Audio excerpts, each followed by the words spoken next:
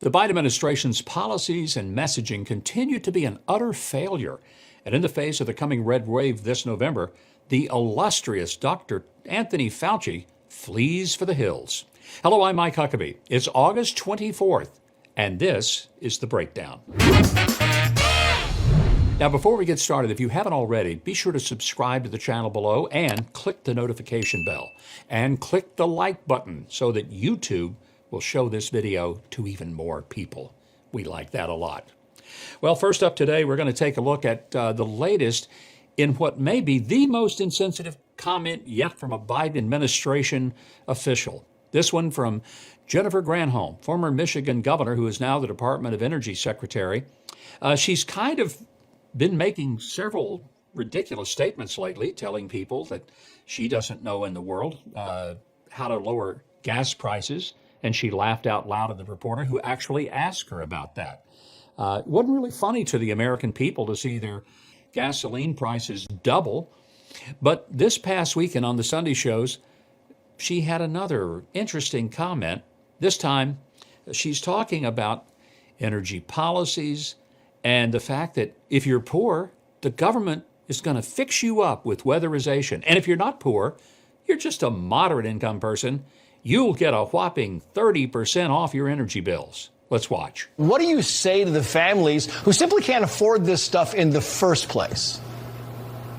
Well, number one, for your home, yes, there are significant incentives in this bill, which is great, to reduce people's energy costs on a monthly basis. So if you are low income, you can get your home entirely weatherized through the expansion from the bipartisan infrastructure law, a significant expansion. You don't have to pay for anything. If you want heat pumps, insulation, new windows, that is covered. If you are moderate income, today you can get 30% off the price of solar panels. You know, I think Jennifer Granholm ought to be selling siding on television. Gosh, she's great at this. You can get 30% off weatherization, insulation, a heat pump.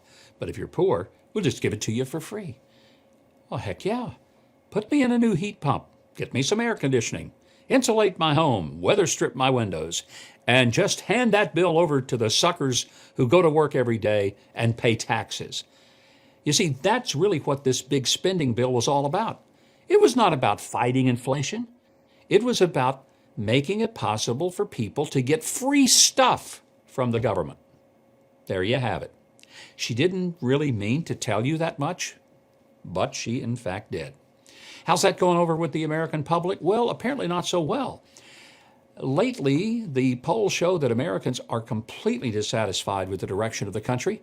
Chuck Todd, who operates the show Meet the Press, had to admit that the polling number of right track, wrong track is the worst it has ever been in American history. Let's watch. Americans are angry, they're disappointed, and they are worried about the future of this country. Just 21% of adults say we are heading in the right direction. And once again, 3 out of 4 Americans say we are on the wrong track. In fact, this number, never before in our poll, has this wrong track number been over 70% for this long? It's been nearly a year now. 58%, by the way, say America's best years are behind us. That's an all-time high in our poll.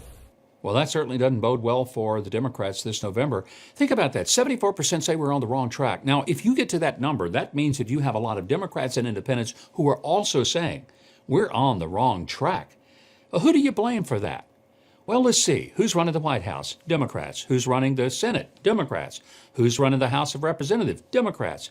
Who's running and appointing all the people in the various agencies and the cabinet-level government entities, that alphabet soup of Washington that regulates everything? It would be the Democrats. So therefore, who's responsible for this wrong track? If you can't figure out that it's the party that is in complete power right now, I don't think you should be allowed to vote. Unfortunately, you still can. But fortunately, if your brain is working on Election Day, you'll realize that if you don't like the direction of the country, you and only you can do something about it, and that's vote for some different people in power. I hope that sinks in. Don't mean to be rude, sorry to be so abrasive, but folks, 74% of the American people say we're on the wrong track. That ought to be pretty obvious to us. Here's my question. Who the heck are the 21% who say, boy, we're sure headed in the right direction. We love what's happening right now in this country. Who are those people? I'd like to sit down, have a cup of coffee with them, and just let them explain to me what I'm missing. Wouldn't that be a joy? Hey, not all bad news in America. There's some good news. Anthony Fauci has announced his retirement. You know, he was the revered guy, and when COVID first hit, we all said, boy, we got to listen to Dr. Fauci. And then the more he talked, the more we realized that he changed his story more than the weather forecast changed.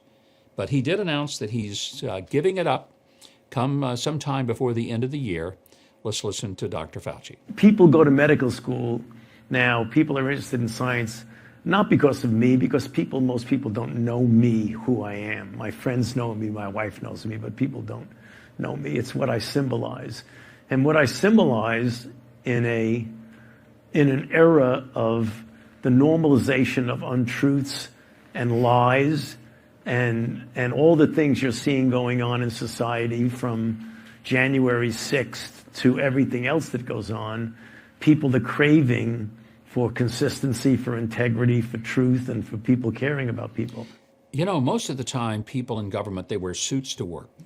Anthony Fauci, my gosh, I'm pretty sure he was wearing a cape and tights. He is Superman. Never seen anyone quite like him. I hate to be so dismissive, but honestly, he's kind of worn thin on me, and I think a whole lot of the American public. He believes himself to be the greatest scientist to ever have lived, even though his inconsistency in science has been staggering.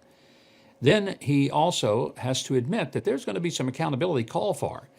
At least some members of the House and Senate are saying it. I don't think he likes it too much. Let's watch. So, Doctor, when the Wall Street Journal took a look at states that locked down and states that didn't lock down nearly so much and concluded we now know that states that locked down fared no better and sometimes worse than those states that didn't.